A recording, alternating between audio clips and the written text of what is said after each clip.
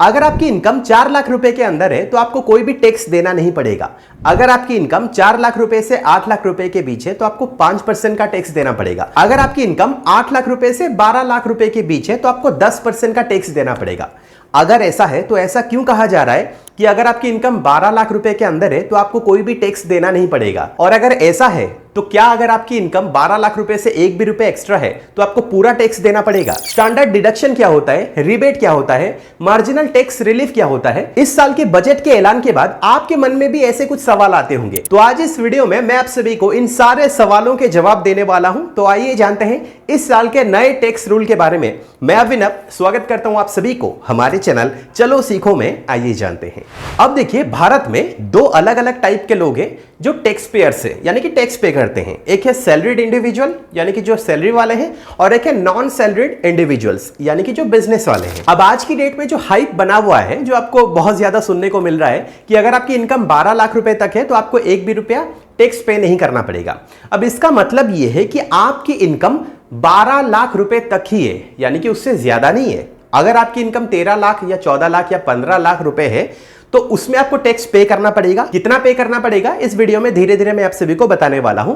लेकिन यहां पे जो जीरो टैक्स के बारे में बात हो रही है, अगर आपकी इनकम सिर्फ 12 लाख रुपए तक ही है तब आपको जीरो टैक्स पे करना पड़ेगा। यानी कि ये जो टैक्स स्लैब है ये आपको देखने की भी जरूरत नहीं है, आपको कोई भी टैक्स पे नहीं करना पड़ेगा, वो सिर्फ अगर आपकी इनकम 12 लाख रुपए के अंदर है। अब यहां पे एंट्री होती है स्टैंडर्ड डिडक्शन की। स्टैंडर्ड डिडक्शन का मतलब क्या है? देखिए, स्टैंडर्ड डिडक्शन सिर्फ एप्लीकेबल है सैलरीड इंडिविजुअल्स के लिए। अब इसका मतलब यह है कि मान लो अभी आपकी नौकरी लगी है, आप नौकरी कर रहे हो, आप किसी शहर में जा रहे हो नौकरी करने। वहां पे क्या है ना, खर्चा होता है। जैसे अगर आप रेंट पे रहोगे तो वहां पे हाउस रेंट अलाउंस होता है, रहने के लिए आपको क्या है ना खर्चा देना पड़ता है। अब अगर आपने कहीं पे घर खरीदा है तो वहां पे आपको ईएमआई भी भरनी पड़ती है, तो ईएमआई का खर्चा रहता है। ट्रैवल करने के लिए, यानी कि घर से अगर आप ऑफिस जाओगे तो वहां पे ट्रैवल अलाउंस भी होता है। तो ये जो सारे खर्चे होते हैं ना, ये स्टैंडर्ड डिडक्शन के अंदर आते हैं। तो स्टैंडर्ड डिडक्शन सिर्फ एप्लीकेबल होता है सैलरीड इंडिविजुअल्स के लिए, और ये जो सारे खर्चे होते हैं ये अप टू 75,000 रुपीज तक होता है। यानी कि आपको यहाँ पे 75,000 रुपीज का एक्स्ट्रा रिलीफ मिल रहा है अगर आप एक सैलरीड इंडिविजुअल हो।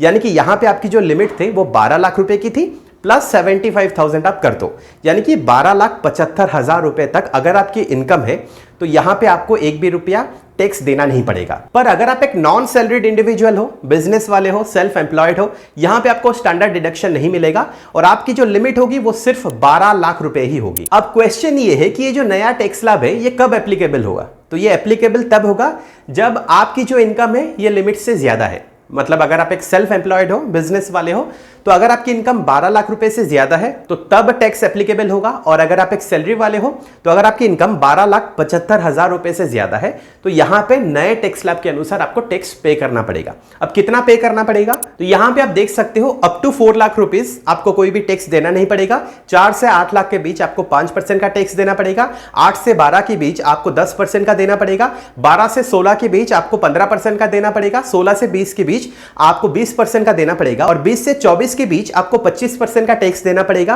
और अगर आपकी इनकम 24 लाख से ज्यादा है तो आपको 30% का यहां पे टैक्स देना पड़ेगा। अब मैं आपको एक छोटा सा एग्जांपल लेके समझा देता हूं कि अगर मान लो आपकी एनुअल इनकम 15 लाख रुपए है तो आपको टैक्स टोटल कितना देना पड़ेगा according to new tax slab. तो यहां पे देखिए 0 to 4 लाख के बीच आपको कोई भी टैक्स देना नहीं पड़ेगा। 4 लाख रुपए से 8 लाख रुपए के बीच आपको 5% का टैक्स देना पड़ेगा। यानी कि आपकी जो टोटल इनकम है ना 15 लाख रुपए, उसको हम डिवाइड कर रहे हैं।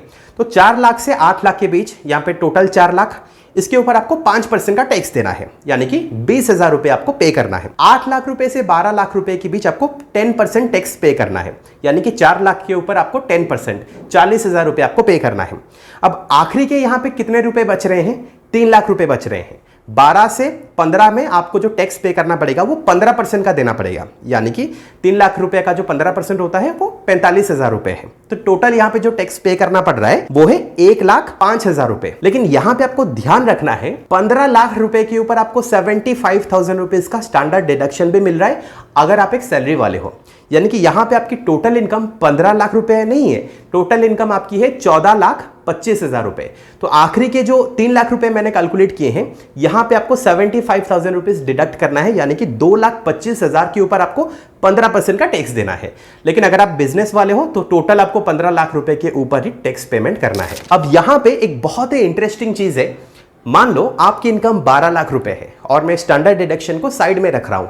आप एक नॉन सैलरीड पर्सन हो, आप एक बिजनेस वाले हो और आपकी इनकम है 12 लाख रुपए, तो आपको कोई भी टैक्स पे नहीं करना पड़ेगा। अब मैं भी एक बिजनेस वाला हूं, मैं एक सेल्फ एम्प्लॉयड हूं और मेरी इनकम यहां पे है 12,10,000 रुपए। So according to new tax slab यहां पे मुझे जो टैक्स पे करना पड़ेगा वो 61,500 रुपीज है। यानी कि मैं आपसे सिर्फ 10,000 रुपए एक्स्ट्रा कमा रहा हूं, लेकिन उसके बदले मैं पे कर रहा हूं कितना, 61,500 रुपीज। तो ये नाइंसाफी है। अब इसीलिए मार्जिनल टैक्स रिलीफ को सामने लाया गया है। इसका मतलब क्या है? इसका मतलब यह है कि अगर आपकी इनकम थोड़ा सा ज्यादा है, मतलब जैसे मैंने यहां पे बताया मेरी इनकम आपसे 10,000 रुपए एक्स्ट्रा है, तो जितना एक्स्ट्रा होगा उतना मैं टैक्स पे करूंगा। अगर मैं कमा रहा हूं 12,10,000 रुपए, आप कमा रहे हो 12 लाख रुपए, तो मैं 10,000 रुपए एक्स्ट्रा पे करूंगा। अगर मेरी इनकम 12,20,000 रुपए है तो मैं 20,000 रुपए एक्स्ट्रा पे करूंगा। मेरी इनकम अगर 12,50,000 रुपए है तो मैं 50,000 रुपए एक्स्ट्रा पे करूंगा, क्योंकि 10,000 के लिए मैं टोटल 61,500 रुपए एक्स्ट्रा पे नहीं कर पाऊंगा, ये नाइंसाफी होगी। तो मार्जिनल टैक्स रिलीफ को इसलिए लाया गया है। अब ये मार्जिनल टैक्स रिलीफ आपको कब तक मिलेगा? आपको तब तक मिलेगा जब आपकी इनकम 12,75,000 रुपए तक नहीं हो रही है। अगर आपकी इनकम उससे एक भी रुपये ज्यादा है तो आपको कोई भी मार्जिनल टैक्स रिलीफ नहीं मिलेगा और आपको यहां पे टैक्स पे करना पड़ेगा नए टैक्स स्लैब के अनुसार। अब इस पॉइंट पर अगर आपकी इनकम 12 लाख रुपए है और अगर आप पुराने टैक्स रेजिम के पास जा रहे हो, पुराने टैक्स स्लैब को देखोगे और नए टैक्स स्लैब को देखोगे, तो टोटल यहां पे 80,000 रुपए की आपकी बचत हो रही है। आप अपने स्क्रीन पे ओल्ड टैक्स स्लैब और न्यू टैक्स स्लैब के बीच एक बहुत बढ़िया कंपैरिजन भी देख सकते हो। जैसे मैंने आप सभी को कहा, यहां पे मान लो अगर आपकी इनकम 12 लाख रुपए है तो ओल्ड टैक्स स्लैब को देखते हुए आपको जो टैक्स पे करना पड़ेगा वो 80,000 रुपए है, लेकिन न्यू टैक्स स्लैब को देखते हुए आपको यहां पे 60,000 रुपीज दिख तो रहा होगा, लेकिन ये रिबेट में आपको वापस मिलेगा। रिबेट यानी कि आपको यहां पे छूट मिल रही है, आपको वापस ये टैक्स मिल जाएगा 60,000 रुपीज, यानी कि टोटल आपको कुछ भी पे नहीं करना पड़ेगा।